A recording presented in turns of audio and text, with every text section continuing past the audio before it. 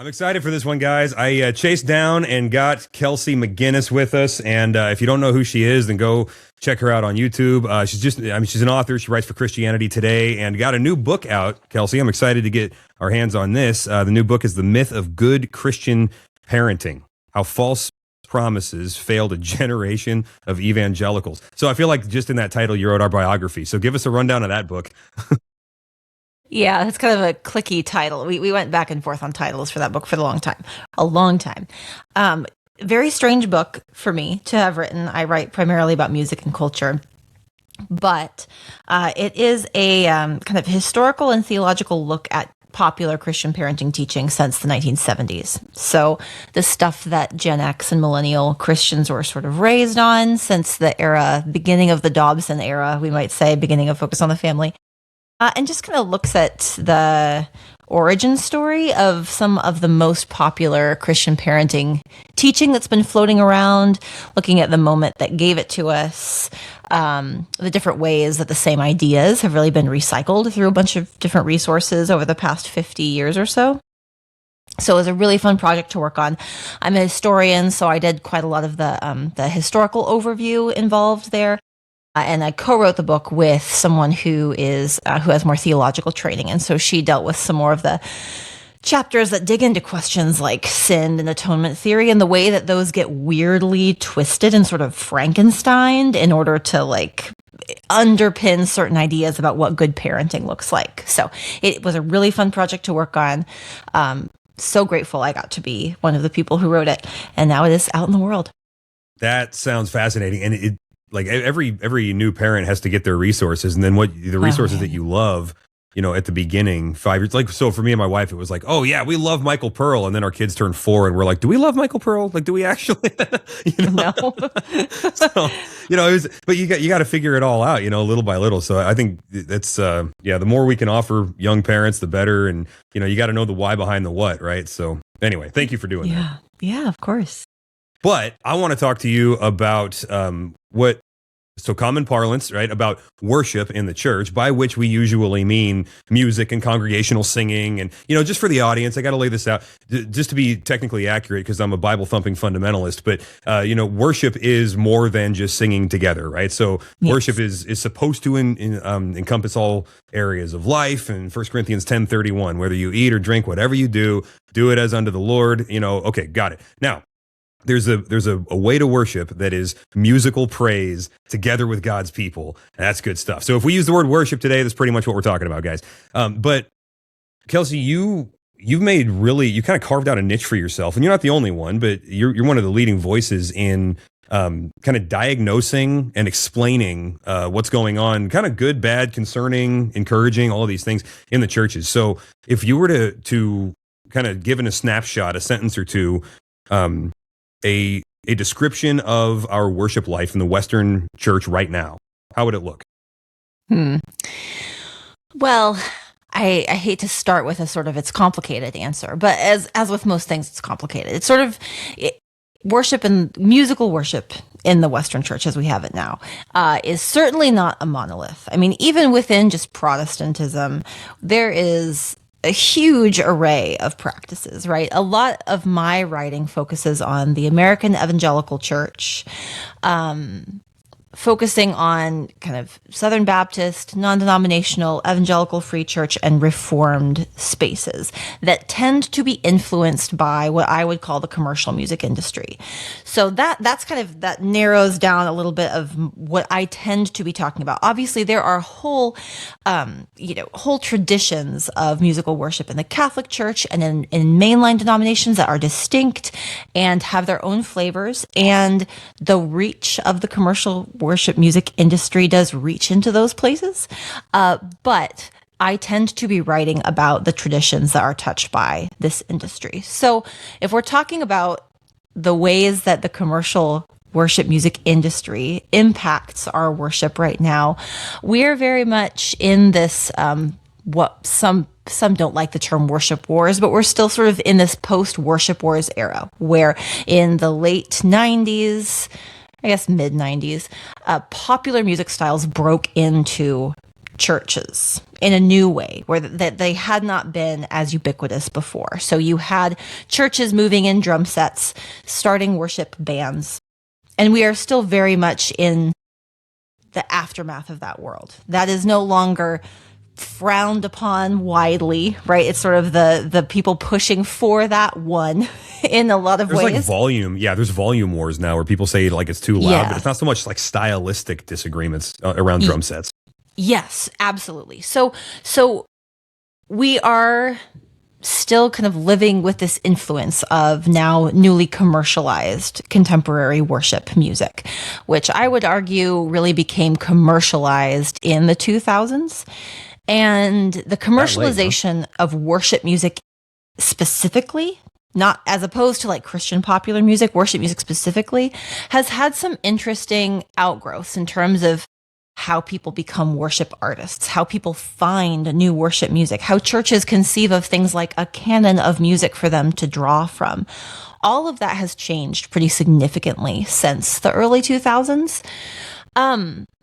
So I don't know if that's a helpful, like, sort of big picture, but when I'm looking at a big picture question, that's usually the landscape I am looking at, is the impacts of that industry.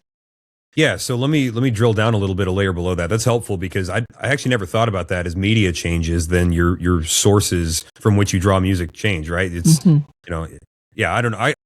We could all probably complain about the CCLI model. Maybe you wouldn't. I don't know. I feel like I'm held hostage by the CCLI mafia, where it's like you better pay us, man. But anyway, it's but then now you've got streaming and you've got these. There's a lot of like royalty free music that's out there, and those sources for that. So yeah, that's a good point.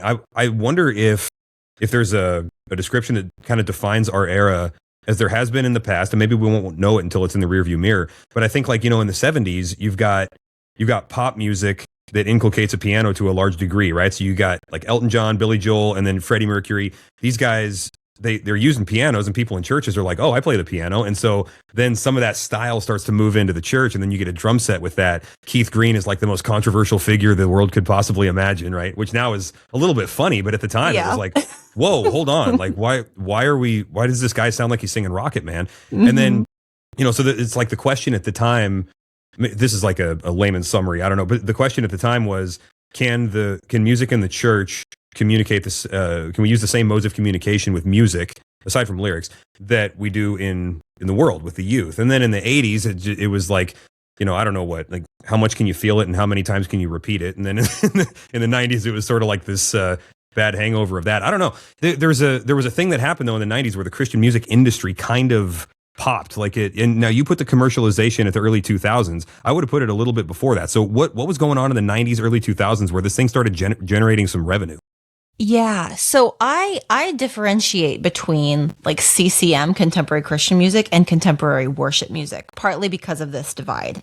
So if you think about the popular Christian music, like radio Christian music of the 90s, like Amy Grant, Michael W. Smith, Stephen Curtis Chapman, even stretching back into the 80s. CCM boomed then in the 80s and 90s. But in the very late 90s, so 1998, 99, 2000, you have Delirious, Matt Redman, sending music over from the UK, and you also have kind of a turn in the pop music industry in the US toward like the guy with guitar. So like think Dashboard Confessional, think John Mayer, Jason Mraz, yeah, those guys. And so at this moment, the guy with guitar leading worship becomes not just the for church, but also this kind of like rock star worship leader model that popularizes worship music as its own thing, separate from CCM in a new way. So this is the year we get, I think, the first Wow worship. Do you know the Wow albums? They used to be these compilations. Yeah. That was first my middle time we school, get Wow worship is, I think, 99 or 2000, maybe. And that it to me represents this moment where the music industry more broadly starts to recognize worship as its own thing. The Christian music industry starts to pull these things apart. You now have artists who are popular as worship leaders. And that was relatively novel in terms of like popular music and radio play. We had celebrity worship leaders. Arguably, one of the first ones would have been Ron Canoli, who released an album in 1993 that was incredibly popular. And he was sort of the first famous worship leader to have his face on an album. That was like a novel kind of thing. Interesting. But then the early 2000s, so those 98, 99, 2000, 2001, I think that's a significant moment in terms of the church recognizing that there are these artist, performer, worship leaders that are doing something new that churches want to emulate and people want to listen to on the radio. This music does double duty as both entertainment and something for use in churches. And that is new and it is profitable in a different way than it had been before. Because then you're making money on, and if you're just talking about the money side of it, I'm not saying that was their motive, but just like on the industry, then you're making money on spins on the radio, you're making money on licensing when people are playing it. So there's kind of multiple revenue streams coming in with this. Yes. Okay. Yeah. And that works in a unique way with the Matt Redman types than it would with the audio adrenaline types. So you're saying that would be CCM over here, but then contemporary Christian worship is just kind of thing with two hats. Okay. Yes. Yeah. So then in the last like 5-10 years, let's say, what major shifts have we seen in our time? Funny you should ask. In the last 5 or 10, so those of us who kind of study this together have this running joke that there haven't been a lot of big shifts in the last 5 years. We've been kind of stuck since the 2010s, stylistically speaking. The rise of elevation worship has stuck us in this 15-year period where stylistically there hasn't been a ton of change. And the big players haven't really changed either. There is a group called Worship Leader Research that does quite a lot of more data-driven research on the people writing and producing music and the uses of it across churches in the U.S. And they have what they call the Big Four, which is Bethel, Passion, Hillsong, Elevation, that produce far and away the biggest share of popular worship music in terms of use by churches, according to CCLI. And there are some problems with tracking things, but that's the best we can do at the moment. And that hasn't really changed. Elevation has yet to be kind of unseated. Now, Hillsong, Passion, Bethel, maybe not Bethel, but Hillsong and Passion have sort of faded a little bit in influence over the past 5 years. People are still doing songs by Brooke Ligerwood, though. And some of the Hillsong guys have spun off and started to do their own things. Well, and there was all that controversy around the church and everything like that. So there was, yeah.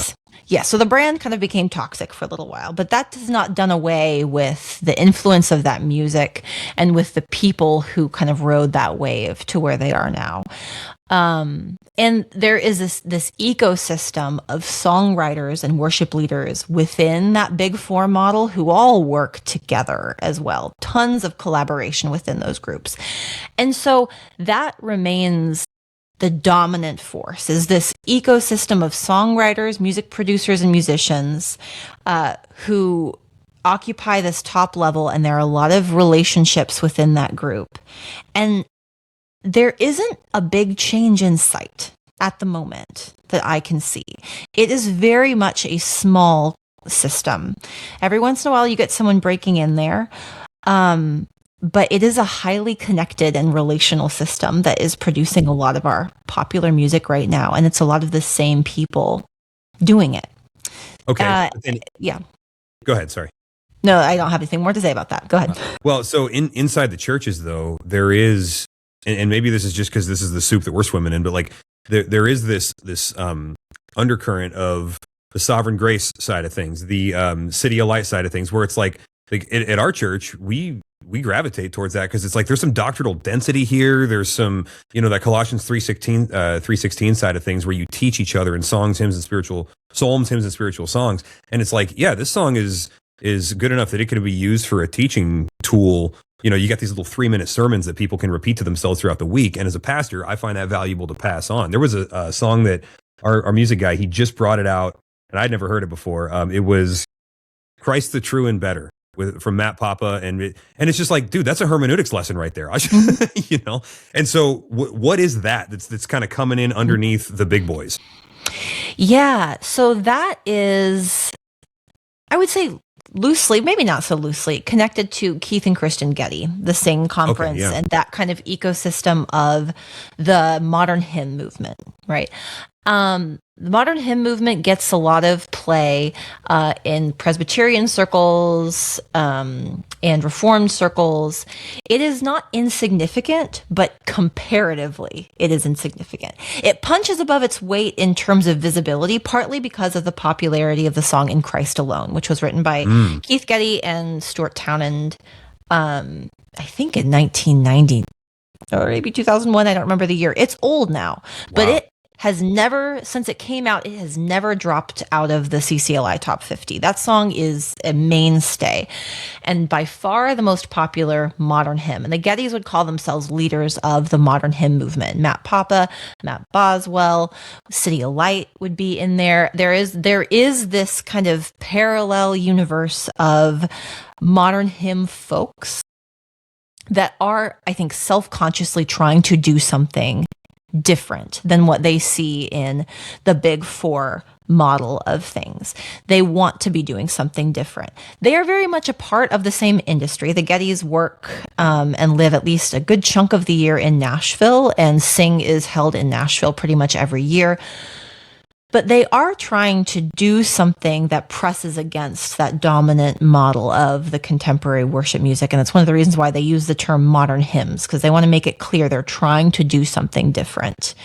But again, in terms of the number of churches adopting that model, it pales in comparison, at least. Do you think it's growing, though? Because I do see there's a resurgence of like liturgical forms, right? And so with that, then the more, these are probably the wrong categories to use, but the more emotive music seems to have less of a draw than it did like maybe 10 years ago, where that was, it was revolutionary to do anything different. Now, the more maybe cerebral music is kind of being more appreciated by the church planters and stuff. So there is there a shift of emphasis happening, or is that just because I'm only seeing my own universe here? I think it's probably a little bit of both. I do think there is a surge in interest in hymnody and what you might call more liturgical forms of musical worship in pockets, right? Like this partly explains the growth of the ACNA, of the Anglican Church of North America. It also explains a little bit of what seems like scattered attraction to the Catholic Church or the Orthodox Church. There are contingents of young people and kind of disillusioned millennial evangelicals who are looking to move beyond what they've had toward something else.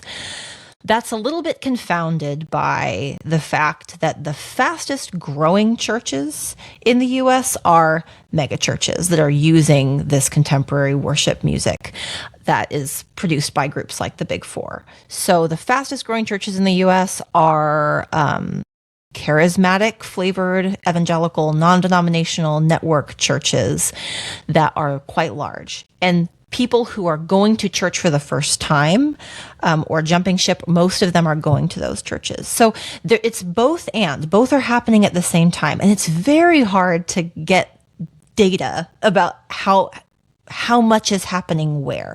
But there is growth, because I do know that there is there has been an increase in the purchase of hymnals and an increase in the creation of hymnals in the US in the past 5 years or so, which is novel. So there are people who are creating, even designing in-house their own hymnals for a little network of churches or even for their own particular church. That is happening. I would not say it is the dominating force, but it is not insignificant. And some of the churches that are trying to do that are some more kind of mover and shaker types of churches and individuals. And there is, I think, a growing chorus of voices asking people to be more mindful about the sources of the music they are using in churches. contemporary worship music isn't new anymore. We have this model, and we've had it long enough that I think people who've grown up in it are seeing some things that they have questions about, understandably. Well, and like in the lives of the producers, and this is, or the writers of the music or something, like this is something that as a pastor, I end up having quite a few conversations about is, hey, the guy that wrote that song is turned away from Christ. Why are we singing that song? And it's a good point. And then at the same time, some of the people who wrote the greatest hymns that we've ever sung also turned away from I forget which one it was. Was it Come Thou Fount of Every Blessing or something? Like that guy turned away from Christ, and it's like, what do you do with that? But we don't know the story, so it doesn't bother us, right? So you always got to wonder how much to dig on that. But I do wonder if there's a social media aspect to this where there's so much information available to us now that since people can kind of become rock star / worship leaders, and we start digging into their personal lives, and it's this whole panoply of questions that were never really relevant before, Yes. Okay, so when people get famous, then how does a Christian artist have to market themselves differently than like a pop star or something like that? Because you do have to have a squeaky clean image. But you also want to be a little edgy. Like, what's the difference for somebody making it big in the Christian world? That's a good question. I think the squeaky clean image thing is still true. I think we've seen some fallout from that recently. One of the members of Maverick City Music sort of got ousted for some questionable behaviors. I think he has since returned to that group. So there is some, and there are artists who take heat about this kind of thing all the time. So I think that still happens, and that has always happened since we've had the CCM industry. But I do think, one thing that I think a lot about is the way that, in the same way that like the video killed the radio star thing, right? Like when we have music videos that changed who could become a pop star. Now that we have, Bethel was the real trailblazer in terms of like really hyper polished video content of worship services. Now that we have that expectation of these really hyper polished and emotively performed worship services, that has now also changed what it means to be a worship leader, right? In ways that really do trickle down to local churches. I have spoken with faculty in worship programs who say they have students who talk about how they don't think they would get a job as a worship leader because they don't have the look. They don't think they look like they belong in a music video, basically. They don't think they are conventionally attractive enough or expressive enough in the way that would register on a live stream. And so I think that's something that I think a lot about these days, just in terms of performance practice, for lack of a better word, right? Like there is a whole visual performance practice of worship music that we have now that people are being trained into, and congregations are being told to kind of expect from a worship leader. And it's not that that's necessarily a bad thing, but it does potentially cut down on the number of people who see themselves as called to that kind of leadership. You could say the same thing about celebrity pastors too, right? Like when you have the potential to, go viral and grow your church, if you have a certain look, that changes the dynamics of ministry, I think. Not all of those changes are neutral. I think we're wrong to assume that they are all neutral. I also think that we're wrong to assume they're all bad. But I do think when they go unexamined, those parts that aren't neutral sneak up on you. And you end up with churches that are kind of looking to hire a rock star, or looking to hire a kind of smooth talking, attractive, motivational speaker. Yeah. Yeah. I knew a guy in seminary that he got a job as a worship pastor at a big church in Atlanta. And I forget exactly who it was. I'd be glad to call this out because it's that big of a problem, but I don't want to get the name wrong, so I'm not going to. Sure. But yeah, he said, he went to his pastor and he said, hey, listen, all these guys on the band, like most of them aren't even Christians. We just hired these guys. This is bad. And the pastor says, well, that's your ministry. That's your mission field, is to go and lead these guys to Christ. And he said, I'm calling BS on that. I think you just want a good show. And so you're trying to staple missional language on it. But this is not okay. Like, this is hypocrisy when people who don't believe something are up there proclaiming it and you're paying them to do it. That's not all right. So he ended up actually resigning. But, that's kind of, to me, the far end of the problems that get caused when there's an industrial motive for something that ought to just be an offering to the Lord, right? Interesting. Yeah, and I hate to break it to you, that is more common than you might think, the hired musician thing. I was hoping you weren't going to say that. Yes. No, it is actually more common than you might think. And I do know many, I'll just say I've been part of many conversations with people who have very differing views on that. I probably personally tend to err. I lean more toward, I don't know if we should be hiring musicians.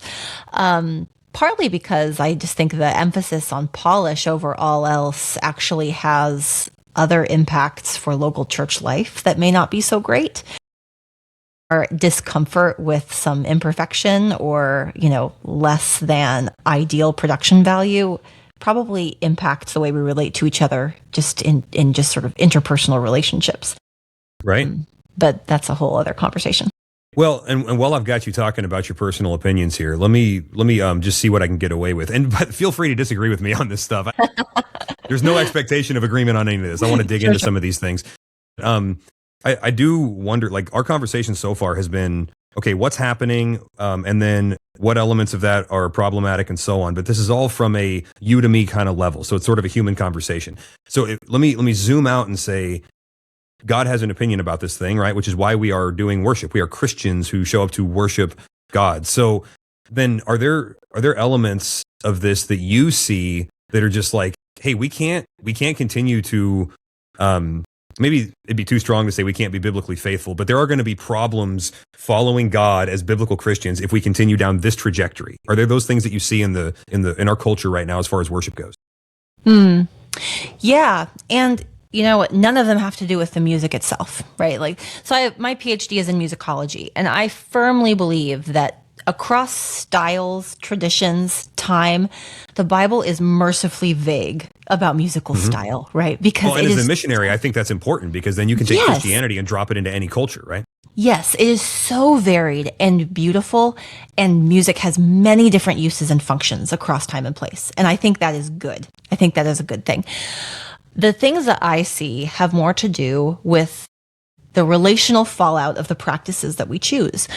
One thing that I am concerned about when I look at the contemporary worship music ecosystem, the commercialization of it, one thing that I think is downstream of it is the pushing out of people who are older. I worry about that. I worry about the devaluing of the musical preferences and experiences of people over the age of 60. What do you mean by musical experiences? So and I wish I knew who to attribute this term to. This term heart song is sort of a squishy term for the music that you sing in spiritually particularly formative and tender moments of your life. So I'm thinking songs that I grew up singing in my teens and 20s when I am differentiating from my parents and choosing a spiritual path. The songs that I worshiped with during those years will always have this unique place for me. Everyone has those. And I still get to sing those sometimes, less and less, because the turnover of the music that we choose is so fast now. But when I go to a church where they don't ever do a hymn, when they don't ever sing How Great Thou Art, they don't ever sing It Is Well With My Soul, and I can see that there are people over the age of 70 in there, I wonder, when is the last time they sang a song that they sang before they were 40? Is there any, and I look at the people in a church like that with the utmost respect and love, because they have chosen to stay and say, I will die to my musical preferences to be part of the life of this church. That is such a profoundly loving thing to do.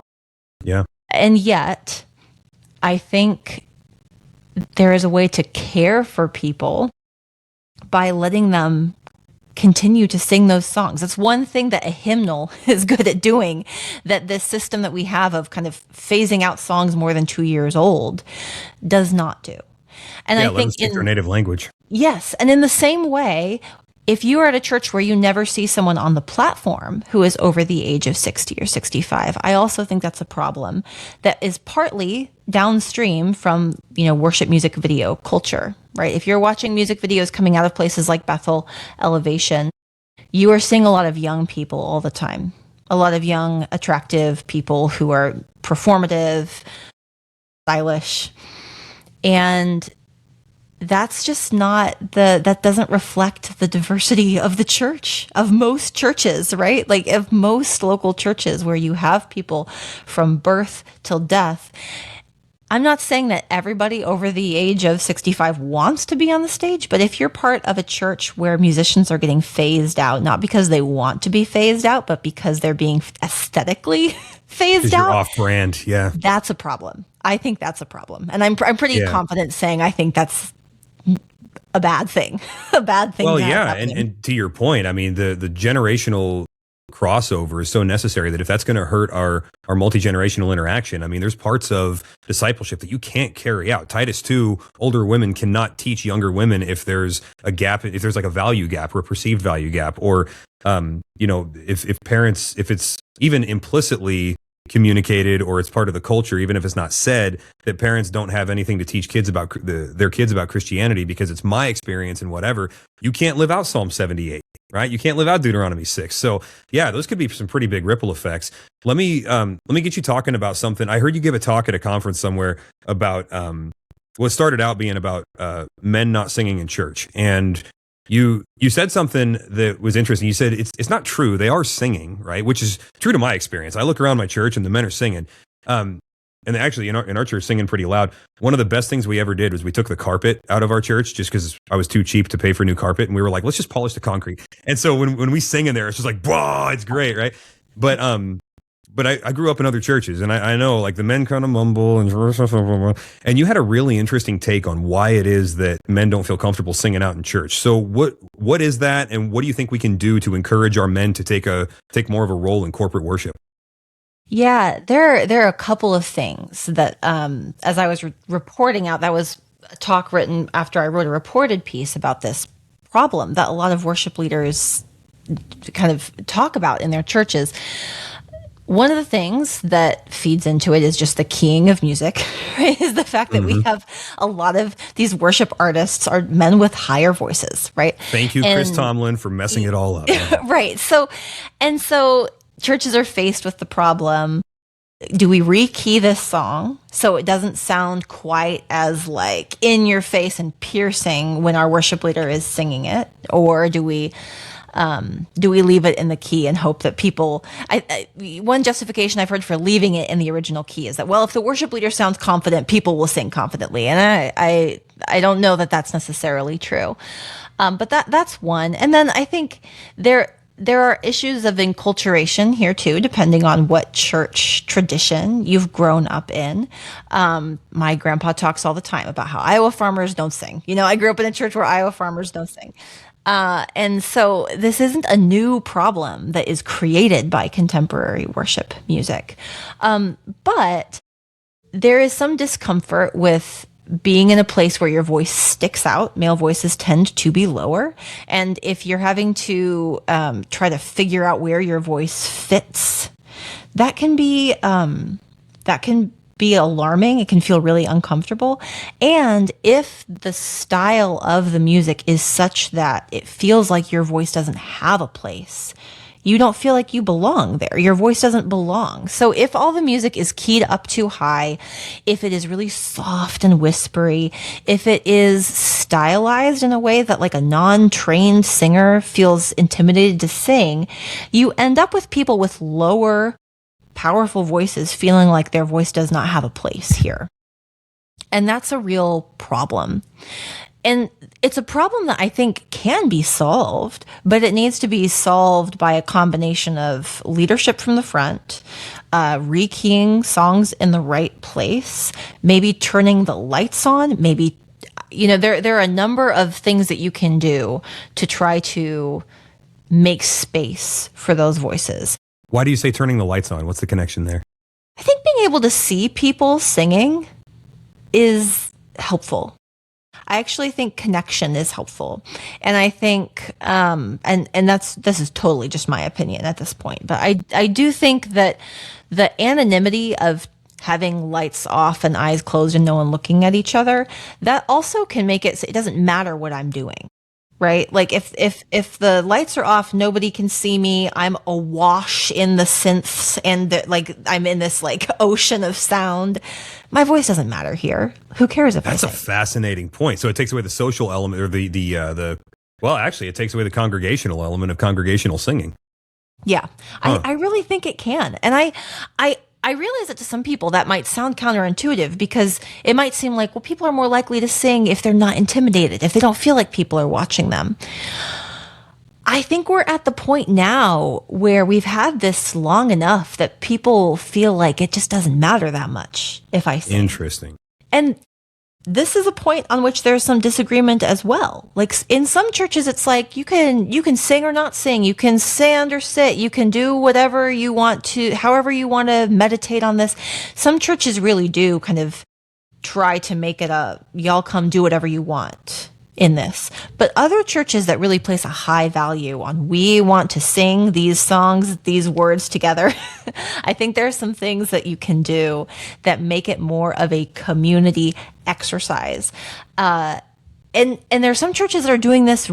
I have spoken with leaders at some churches that are having like singing practice, like having people come in and sing from a hymn book in parts just to get comfortable singing so that when they get together and sing on Sunday morning, there is more buy-in.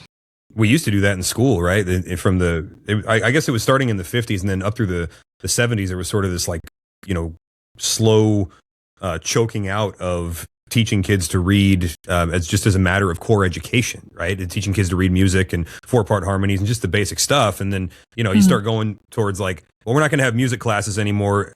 We will as electives, but you'll take a music appreciation class where you're not learning. So we don't come into church with these skills kind of baked in the grammar phase of our primary education. So, I mean, I like that. It makes sense. Another way that I've seen that done, what our music guy did, he put together a Spotify playlist and said, here's the songs we're singing on Sunday mornings. Listen to them on the way to work, own them. You're listening to the radio anyway or whatever. Listen to these. And then when they show up, and that's been really effective. I think that was a cool idea that he had. But okay, so let me ask you this. Why not just scrap the worship leader in general and just go to all congregational singing? Let's go, we might be at that point where to do an old thing is a new revolution again, where, it's like, wait a second, just one guy standing up front, waving his hand to keep everybody on track and then just let the congregation go. So with all of these problems that we're talking about, we could solve them all by just doing away with the whole thing, right? What do you think? I mean, if you want to, and there's buy-in in your church, I say go ahead. I don't know. It's one of those things it is really hard to change the singing culture of a church. It is very hard. You can ask worship leaders who've kind of been brought in to try to do this. It is a long sometimes losing battle. But I do think smaller churches that want to try something radical absolutely can. And, that new thing, that new form of musical worship will solve some problems and create new ones. And that's okay. Because people are people. Yeah. That's okay. And, I think contemporary worship music became popular to solve a problem. And it did not solve, but it did fix some things, or at least for a time it seemed to. It was trying to guard against stale religious practice. And it emerged and became popular because there was so much fear that young people were leaving the church behind. In the 70s and 80s, it was, we are losing young people. They don't want to be here. They're bored. They don't see anything here that reflects the world around them. And so contemporary worship music has always chased youth culture, partly as a way to keep them there. And in some cases, it seems to have worked. But I think, I grew up in a vibrant youth group culture. There are a lot of millennial Christians who would say that their experience with contemporary worship music as young people really increased their buy-in and really was spiritually formative in a positive way. But it created new problems. And now we now we have to address those. And the Every answer is generation. not to go backwards, but it could be to try something new, you know? Yeah, one thing that I'm concerned about is that I don't see a path forward, and I'm hoping that you can just talk me off the ledge here. I don't see a path forward in reintroducing musical innovation and complexity and beauty into church music. And as you look historically, I mean, you know, you could go to the obvious example, which is Bach, right? But like you look historically, and it's like there was a playground, there was some innovation that was happening, and it was God's people doing it. I don't know where that would fit right now. And it's like, because on one hand, you know, the contemporary Christian guys, they get made fun of for, you know, it's the same four chords. And, you know, every time you go to the six, you're going to act like it's a magic trick. And, you know, everybody's supposed to start crying. But it's really the same thing. And then these other guys, like, you know, the more doctrinally minded people that I was talking about, they come in and, you know, it's like, oh, this is something different. But in reality, it's just a slightly more complicated formula, but it's still a formula. Every song is in 6/4 if it comes from Sovereign Grace. And at some point, they're going to go to the major 2, and they're going to act like it's a magic trick. And so, like, we've got these grooves so deeply cut. I just wonder if it's possible to get to a place where we can write and sing a song like "And Can It Be" by Charles Wesley. And because that's, I mean, that's one of the greatest sets of lyrics ever written, and it's unsingable in churches right now. So is there, because people just can't follow it. So is there a path forward to reintroducing innovation to church music? It's a good question. You know, when I teach music history, we spend so much time on the music of the church from the medieval period forward, because that is the place where all of the new music creation, at least the new music creation that was recorded, happened, right? The church was the key patron of new musical production, the key patron of the development of musical notation and of things like polyphony and harmony. All of that emerged in the context of the church. It was not particularly congregational music. You know, we had That's a good point. You know, this was not congregational music. This was music that was to be performed by professionals in these massive cathedrals to sort of strike awe into the hearts of the peasants, right? And so it had a particular purpose. It was in some ways a display of the power of the church. That's not neutral either. Like, there's a dark side to that too. The reformers were pushing back against exactly that. You know, the reformers wanted music to be for use. They wanted it to be pragmatic. They wanted it to be singable. They wanted it to be congregational, and were not all that concerned with the beauty of congregational music. You know, the Bach passions are beautiful, but they also are not congregational. They were to be performed and listened to. So I think for the Christian musician, there's always been this question. What are you creating for? Are you creating for the congregation? Or are you creating for experimentation? What is the purpose here? We do not have a great tradition right now, at least not a centralized one, of experimental Christian music. We have commercial Christian music that is often for use. And where the kind of creative avant-garde, the forward-looking stuff would fit, I don't have a great answer for that. I don't know. A lot of the Christians who are doing that kind of forward-looking musical creation aren't doing it within the confines of the Christian music industry for a number of very understandable reasons, because it's not particularly marketable, right? Yeah. So I think, like, I understand the discouragement, but I would say it's not new. It's not that at one time we had that and now we don't. This has always been there. But I do think one area of poverty right now is that the church is no longer is no longer a key patron of really forward-looking art for art's sake. American churches are quite pragmatic. You can see it in the design of buildings, right? American churches aren't building extravagant cathedrals for good reason, right? Like the cathedrals of Europe were extremely ornate and arguably a waste of resources. And there were always factions within the church arguing that it was wasteful.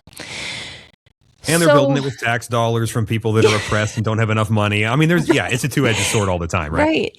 And so I do think that these are valid questions, but I am less discouraged because it has kind of always been that way. Okay.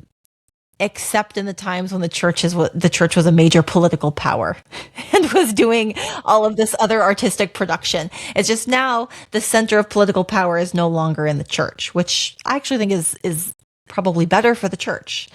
Yeah, we probably gained more than we've lost on that one, maybe. Yeah, maybe. Yeah. Okay, so know. one way forward. Okay, We'll forward, see. maybe. Yeah. Okay, we'll do another episode in a few years, and we'll see what happens here. One way forward might be just unleashing the church to write their own music and make sure that those ones are sung congregationally if they're good enough. So, like some of our people have started doing that, and it's great. And I really like the way that our music guy handles it, because he'll tell people like, hey, this was written by one of our church members, and he won't say who, so nobody's, there's no show about it. It's just, this is what's happening here. But maybe you could run us through what makes a song good for congregational singing. And I want to get your take on this, because people are listening who I know, now you listen, people, I'm talking to you now. I know that some of you guys got musical chops that you're just being all shy about and whatever, and God has given you something that can bless the church. So I want Kelsey here to give you permission and maybe a couple of steps in, hey, if you're going to write a song, make sure it includes these elements, might be helpful. So two that come to mind for me is like not too much space for instrumental breaks between, like it's basically the old hymn structure versus the contemporary structure, right? When you have big, huge breaks for instrumental stuff, personally, that's where I get lost. And maybe that's just a man speaking man talk. I'm like, I'm supposed to just feel for the next 30 seconds. How about we move it along a little bit, right? So that's one. It's very congregational if it's vocally centered rather than instrumentally centered. It tends to be repeatable. All right. I got my contribution out on the table. What other songs, if we're writing in-house, make them good congregationally singing songs? So first thing, a congregational song is a song that your congregation will sing. So what are the songs that your congregation sings and likes to sing? I was recently at a church that did the song King of Kings by Brooke Littlewood. And for whatever reason, that is the one song this congregation was like, everyone is in. Everyone wants to sing this song. So look at the songs that your congregation will sing and sing heartily. Look at those as a model and see what's there. And that is going to vary from church to church. So a congregational song is one that your congregation will sing. So look at the kind of style that tends to do well. In general, if you don't have a particularly musically trained, if you guys are doing songs like Sovereign Grace songs, City of Light, these songs tend to be syllabic, which means that you have one syllable per note, like they move relatively regularly. You don't have these long, like what you'd call like runs or melismas on you know what I mean? So like a good example would be How Great Thou Art. Oh Lord, my God. Yes. Yeah. Absolutely. Or right King of Kings, we praise the Father, praise the Son. It's just, each syllable has a note that is easier to sing. Song structure is song structure for a reason, right? Verses and choruses. A chorus that comes back is often the place where people exhale because there's the familiar, right? You need something that people can return to with some kind of recognition. There needs to be some kind of a pattern there. And if you're someone who's grown up in the West, you know what song structure is, right? Go listen to some Beatles. It's simple song structure is song structure for a reason when it comes to the songs people like to sing. So I think if you're following the general rules of those things, verse, chorus, maybe a bridge, that is good. And then I would say, I love hearing that churches are writing their own songs, because I think one of the things that people mean when they say we want songs that are theologically rich, we want music that's theologically rich, is that what they really mean is they want a balanced song diet. They are noticing that there is something out of balance in the kinds of songs that they are singing on a Sunday morning. Something is missing. So what is the piece that you feel like is missing from your church's song diet? Is it we songs? Like songs about we collectively as a group are so hard to find. They're so hard to write. And people don't like writing them for a number of reasons. People don't like listening to them either, because we're listening to worship music in our ears more and more. We all want I songs. Maybe what's missing in your church's diet is a "we" song. Maybe what's missing in the diet is a song that tells a story or alludes to something from the Old Testament. So look at those deficiencies. Like when you say, I just feel like we're lacking some theological richness, get more specific and think about the songs that you've sang over the past month and say, like, what's missing here? Is there any trace of lament here? If there's no trace of lament, maybe that's missing. Are we doing all hype songs? Are we doing all songs that are 70 beats per minute? Yeah. Where are the things that are missing? And I think a song does not have to be brilliant. It does not have to have a great hook. I think that locally written songs can play such an important role in filling in the deficiency, even if it's just a praise chorus that can be repeated again and again. That might fill a gap that you didn't know was there. And I think a big hurdle to getting them in rotation is the way they are introduced. You have to teach them. You have to introduce them with confidence and disciple people into the value of what you're trying to do. But I absolutely think it's worth it.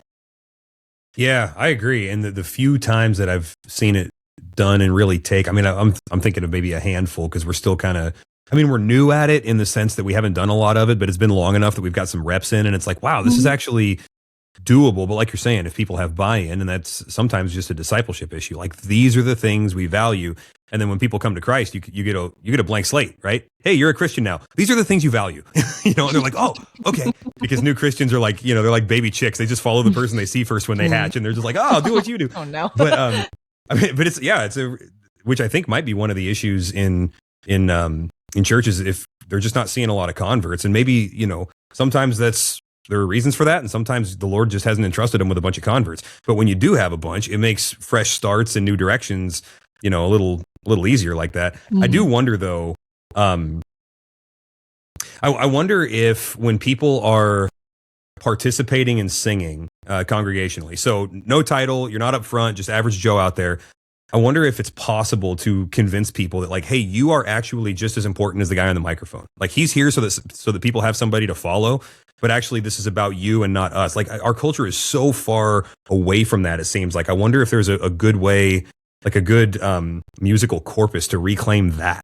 Like if all the mics went off and our worship leader had a coughing fit and just had to leave, the song would not change a bit. Like, I'm fantasizing here, but I wonder if that's doable. Do you know of any examples where that's been taught and successfully accomplished, where, like, not that the church just always was that, but that it changed from one to the other? I think that has very little to do with the music and everything to do with the style of leadership. It's a culture problem, right? Like if you have kind of like the rock star problem in a church, I don't know that there's a style of music that fixes that. I think that is a leadership and culture problem. And I think that is a hard one to fix. And I think it's not just about the worship leader. It's also about kind of the rest of the pastoral team too. Like, are the most important people in this room the ones who are on the stage? Are the most important people in this room the ones who are talking, right? There are lots of things about how we set church up these days that signal to people that the most valuable person, the CEO in this room, the most valuable stakeholder here is the person on the stage. And yeah, like that does communicate to the people in the congregation they are less important. Their voices are less important. What they do during the service is less important. And that's a hard problem to fix if that is a problem that exists in a church.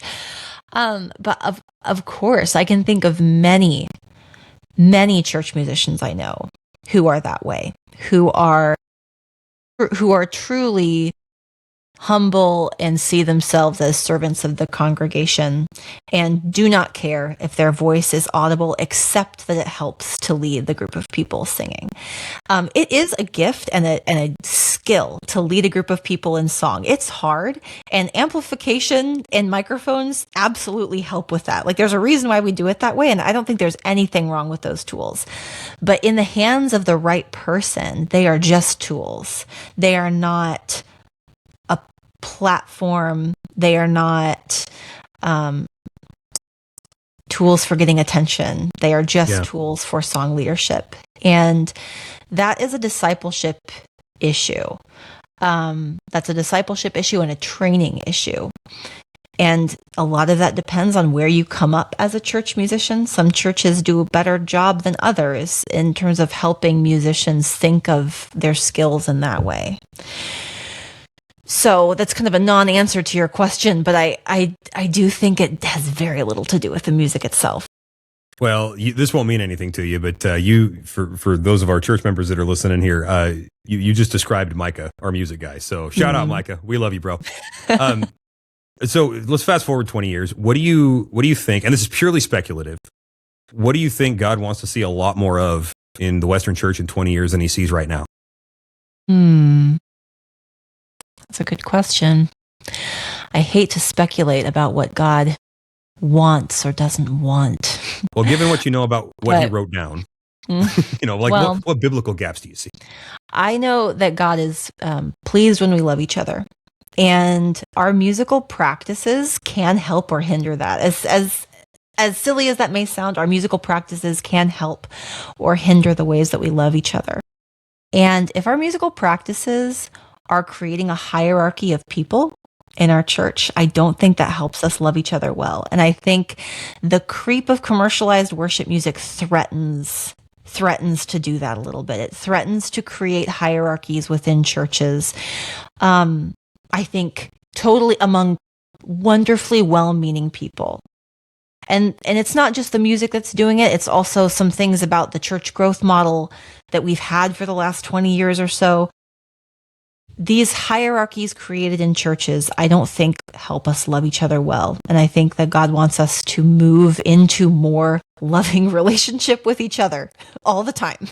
And so when we can look critically at the musical practices that we are embracing in our local churches, not looking over here, not looking at what the mega churches are doing, looking at what is happening in my local church, how the music is being used, how it's forming our particular community.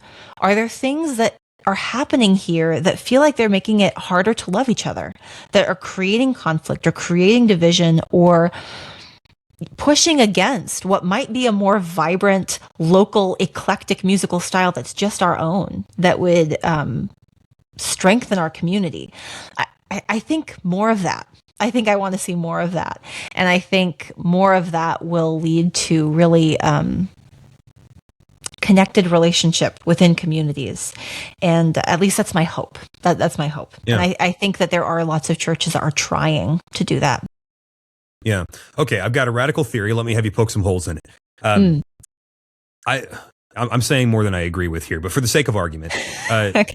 Christians should stop listening to Christian music because we're feeding a beast that is not bearing as much fruit as the fruit is outweighed by the problems it causes. For example, example after example of Christian music star or whatever. I mean, the Christian pop star, basically, they turn away from the faith, they apostatize, they redefine their Christianity. I remember I graduated high school in 2005. So, when I was in middle school, it was the DC talk world, right? And now it's like, I think about that song, What If I Stumble, What If I Fall? And two of the guys that sang that song are no longer Christians, or maybe never were, right? So there's that whole thing. And so you look at just like the attrition rate of these guys, and it's like, as a pastor, I think it makes sense because if you're on tour, you can't attend church regularly. And when you do go, everybody knows you and you're a celebrity. How do you function in the body of Christ properly? And so that's just on an individual basis. But then there's the diet of doctrine that we get from our music, which outweighs so often the diet of doctrine that we get from our local church, our discipling relationships, or, whatever. And so it's like this whole thing that the Bible doesn't really talk about that has become a majority of the intake method for a lot of people. And so maybe we've just caused so many problems. We put so much money in a place where it's not productive for the kingdom of God. Let's just scrap it and have congregational music and then secular music. What do you think? Well, that was going to be my question. Was okay. So if we're not supposed to listen to Christian music, should we listen to secular music then? I'm down. Let's go. Yeah. All beauty is God's beauty, right? So I mean, if it's praising Satan and you're painting pentagrams, maybe shy away from that stuff. But but there's nothing wrong with a good pop tune. Yeah, so that's actually really funny. So I think the problems with the Christian music industry have always been the problems with this thing, right? It's a marketing niche that has successfully identified its audience. I think there is radical freedom in what we listen to. So I'll say that first and foremost. The question of separating the art from the artist, as it were, when it comes to Christian artists, I do think those conversations tend to unfairly put the onus on the individual consumer and say, if you support this, you're giving money to this thing. That is a failure of capitalism that's turning around on the consumer and saying, hey, you fix this. So that's fair. I like the way you put that. Yeah. I don't know that is, I don't like that way of thinking about music. I don't like that way of thinking about the use of worship music either. Just because when we could talk for forever about that as well. So I think at the individual level, I think that is trying to take on a failure of an industry that is not going to do any moral vetting. Right. The music industry, the Christian music industry, and the entertainment industry are never going to do your moral vetting for you. Okay. They just aren't. Their incentives are sales, right? Their incentives are sales. And so I think from there, especially because now we live in this era of immediately accessible music via streaming. I don't have to go to the bookstore, the Christian bookstore, to buy a DC Talk album. I can just pull up the song on Spotify if I want to hear it. If you were so inclined, yeah. Like, music is formative. It is not controlling. I think, we like to talk about music like it has some mystical power over us. It does not. You have a conversation with every piece of music you listen to. So what you bring to that song is very important. And what that song brings, you have a conversation with that song. And I don't know what you bring to a song, Christian or not. So you are free to enjoy art and music as your conscience allows.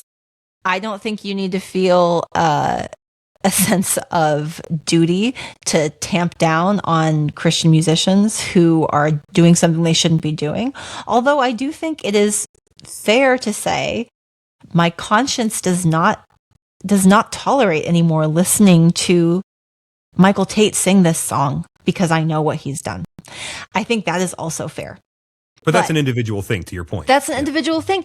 And I just think there is so much radical freedom in that. I don't think there is any danger to the Christian from the music we listen to. I don't think the music you listen to poses a danger to you if you have the Holy Spirit and you are exercising discernment. I don't think you need to be afraid. But I do think that being discerning and trying to cultivate a diet of music that enlivens parts of you that you want to be enlivened is a good thing because you have endless choice, right? So when I teach a pop music class, I tell my students, I will never judge you for liking this pop music, but I will ask, what parts of you does that music activate? What do you like that it produces in you? And is there music that you like what it produces in you more, that the conversation you have with that music is more fruitful? Go seek that out. You might be listening to something different. I don't know, but I can't tell you. Sure. You have to be wise. Follow-up question that's slightly less sarcastic. Are we helping the kingdom of God by continuing to support an industry that has so many problems that seem to be inherent in it, right? Mm-hmm. And just to be clear, like I'm not actually anti-Christian music industry. I'm just zeroing in on the problems with it. But the fact that those problems seem to be so endemic and there's no way to separate it, like the fact that you said, this is not going to do your moral vetting for you. It's like, well, for Christians, I feel like there ought to be a baseline of there ought to be an Overton window of what's acceptable and what's not. And if it's just not going to do that for us, are we really moving the ball forward in the kingdom of God by putting our time and attention and our dollars into that? Or would it be better for the church at large just to stop? Does that make sense? Yeah, it does. And I think this is, unfortunately, I think this is a problem without a solution because, the industry is made up of people. And like it or not, within the entertainment music industry, there are different niches. There's hip hop, there's country, there's pop, there's EDM. Christian is a niche within the entertainment music industry. And if you want to be a professional musician, you have to pick a niche because you have to find your audience. You can't be competing against everybody all at once. And for better or worse, there is a vocal contingent of Christian consumers who want to listen to music made by people who identify themselves as Christian. So people who want to make a living as artists can kind of look at that and say, I'm a person of faith. I want to make music professionally. Here is a group of people that wants my music. And there is a system in place for me to do it.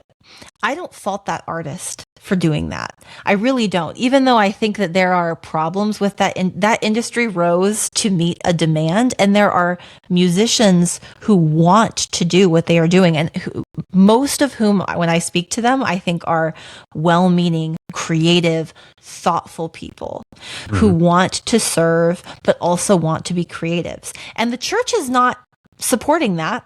Like the church has an institution, going back to the part of the conversation earlier about the Catholic Church, right? Back when the Catholic Church was the major patron, that also had its problems. That's not the case anymore. So they have to go find new patronage. And we live in a capitalist world, and that is how artists have to make a living. So if we want people of faith to be able to be professional artists, we have to accept the existence of an industry to support that and go after the parts of it that are unethical. Absolutely. But I don't think that it's a burn it down situation, because there are artists who want to make a living. But I don't think that is a get out of jail free card for the things that go on in the industry that are unethical, because there are plenty of those. Sure. There are plenty of those. Yeah, people will be people in all over the place, right? Right. That's the kicker, yeah. Yeah. Kelsey McGinnis, you have been a gift to us. Thank you. You are so well studied and articulate on these issues. You're really helping us think through some of this stuff, and I really appreciate you taking some time with us. So thank you. Thanks so much for having me. This was a really fun conversation. These are truly my favorite conversations to have, because I think connecting any reporting and research I do to local church life is truly a gift. It's a privilege. So thank you. Well, God bless you, sis, and keep it up. Have a good one.